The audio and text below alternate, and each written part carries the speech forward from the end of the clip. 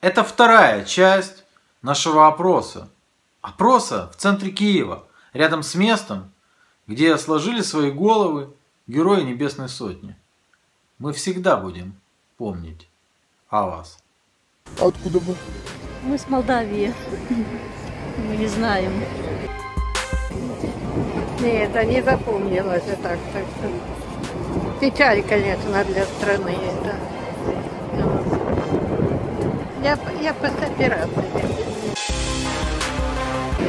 Я в задоволенні відповіла до вашого питання, але мене відрізали не тільки відео, а мене відрізали навіть проводове радіо.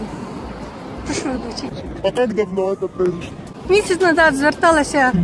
Ну, смотрите, то, что произошло, да, расстрел, это было 3 года назад. Вот 3 года назад, да, уже все работало, как бы, может быть, кто-то вам запомнился из тех, кто вот, на слуху был, вот из ребят, которые... Мені запевняються люди ті, які правду говорять.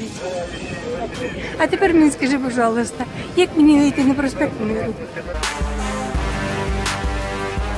Нет, не могу сказать. Я вообще уже давно не живу на Украине. Мы как раз идем и хотим посмотреть эти все, так сказать, и картины, и цветы, и имена, которые вот очень, как оно говорится, сопереживали. Вот, да, конечно, все печально. А вы сейчас где живете и как давно уехали? В Германию я уже живу более 20 лет. И, конечно, но я все время смотрю и все время переживаю, но видите как. Надеемся, что оно как-то устанкуется. Мне кажется, не знаю, когда и что, кому нужно закончить свой пост, или Путину, или Порошенко, неизвестно. Сейчас какой-то такой хаос. Как раз в Европе они толком не поймут, в чем проблема. Ну, конечно, все смотрят на Путина немножко, как на тигра. Вот. Ну, наверное, так и есть. Надюшка, все молодцы. Конкретно кого-то не отличал, каждый по-своему что-то добился, что-то потерял. Вот так, вот такое. А чего добились и что потеряли? Вы поинтересовались, я вам примерно направление ответа дал. Ну смотрите, буквально вот несколько фамилий, вот может быть первый. Честно. Так, очень редко новости смотрю, потому что занят. Ну а почитаете умерших? Ну конечно. Это бравое дело, не каждый минут. Извините, я занят. Не знаю ни одного имени. Ну а вот первый, вот самый... Понятно, не следил за этими событиями. А вы из Киева? Нет. Откуда вы? Славянск, Донецкая область.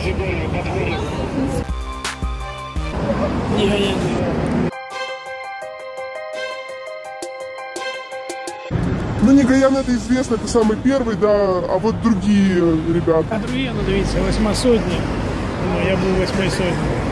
Будь ласка, всі є, всі. Хочете, підіть до неї, поснімаєте, там наші ребята загинули. І плюс загинули в АТО. Так що... Це афганська сотня, це афганська сотня була, який загинув вже в АТО. А я був заступником Міхнюка, так що, будь ласка, підійдіть. Все є. Ви думаєте, чи повне, чи не повне? Повне. Всі. А имена? Це обов'язково. Нет, я их не запоминаю. Их так много, но я молюсь за них и за тех, кто жив и сегодня на самой страшной полосе. Но как бы пофамильно я их не запоминаю. Ну а буквально несколько, вот самые первые. Кто? Нет, к сожалению, нет. И в душу кто-то, может быть, особо запал вот из тех? Они мне все запали в душу. И те, которые живы сегодня, я за них молюсь, чтобы, не дай Бог, и знаете, меня это перемирие возмущает. Ну, першим, хто погиб, це Негоян, від нього пішов відлік загиблих. По фамілії? Фамілію.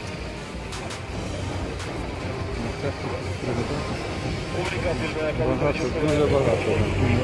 На жаль. Назад не повернувся. Може шкода, що пофамільно не знаємо їх, якби. Можливо, треба, щоб десь більше інформації тут навіть було. Це ж ті місця, де... Зараз хороші плакати висять по місту, так що можливо. так фамілії швидко не запам'ятав.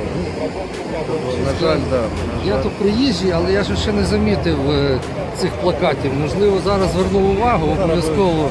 Однозначно, треба про це говорити безперестанно. Люди вже починають забувати. Не знаю. Ну вот, может быть, вот самое первое, которое вот на слуху, кто запомнился больше всего? Если честно, я не знаю даже сказать. А вы исправляли как-то годовщину? Мы не местные, мы только приехали, мы не местные. А вы откуда? Криворог. Устым. Зовут мне, к сожалению, не помню фамилию, которому было 17 или 18 лет. Устым Головин, да? Если я не ошибаюсь. Вы имеете в виду из героев? Из погибших, да, Небесной Сотни. Я только его могу вспомнить. З Франківщини, наш земляк. Хто? Гурик. З Франківщини, наш земляк. З самого Франківського міста, потім зі Свободи, я забув фамілію. Теж з Надвірнянського району. Загинув один чоловік. З нашого села загинув, як то його фамілія? Шеремет, старший чоловік. Це було 60 років. Я сам теж приймав участь в цьому всьому. Так що зараз то нервує, та влада нічого не робить взагалі. Ні одного не посадили, ніхто не покараний. Далі крадуть гроші, добре, що хлопці блокують їх. Я їх підтримую теж, якщо маю можливість. Таке. Шарій нет. Добре, щасливо. Порошенко. Я имею в виду фамилии героев. А, героев, ну что мы их запомним. Знаем Гаяна, Вербицкого и Жизневского. Все, еще что. А другие? А другие, что я запомню их, что ли, 110 человек. Я хожу и смотрю, и отдаю дань им, что они делают. Нет, я не могу. А так у мене з фаміліями. Ну а вот помимо Негаяна, вот кто еще? Вот? Білорус був, мальчик, женщина з Броварів. Я от просто пам'ятаю так місце знаходження, а фамілії я не пам'ятаю. Не буду отвечать. Не, ну буквально вот несколько фамилий, имен, вот кто вам запомнился? Не. Ну вы не помните или не будете отвечать? Или как? Не буду отвечать. Ну вы знаете, да? Не, ну читала, но не буду. Вы стесняетесь? Не, я не хочу. Ладно, домой хочу. Вы знаете, я как-то не могу вам сказать конкретно, ну, от всех ребят мне очень жалко. Я не могу сказать конкретно вот там того или другого. Я работаю в украинском доме, у меня эта сотня висит перед глазами. Я каждый день иду и молюсь за упокой их души. Все. Ну, не могу вам честно сказать, вот не могу. Вот я иду, каждый день иду, и как будто бы каждый день их вижу, и в то же время я фамилии не запоминаю. А вот первая сакральная жертва, это кто был? Ну, я не помню. Ну, вы отмечали? Конечно.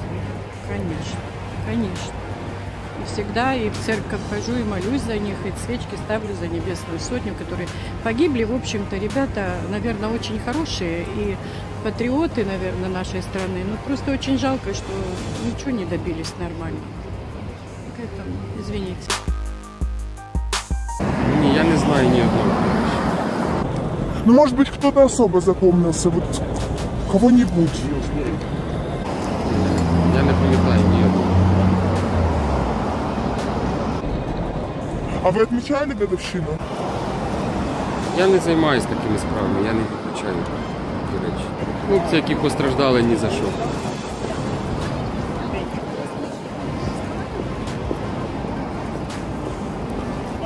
Необдумана смерть.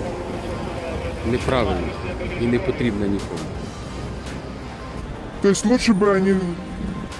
Так, краще б вони до Бога молилися і шукали Бога живого і справжнього, а не підставляли своє тіло під кулю. Ну, они же... Ці люди знають, що це було беззаконня, просто-напросто. І сюди втрутилась Росія. Не треба було підставляти свої тіла під кулі. Це було безглуздо, нерозумно. Патріотизм, цей націоналізм, він нікому не потрібний. Ніхто за це навіть не подякує. Тобто те, що говорять в телевізорі, я цьому не вірю, я його практично не дивлюся. Це моя суб'єктивна думка. Я сумніваюся, що наш українець би, там той самий ОМОНовець, чи ще там якийсь СБУшник, стріляв би по нашому народу. Сумніваюся. Я впевнений, це моя думка просто, я ніде її не взяв цю інформацію, це моя власна думка.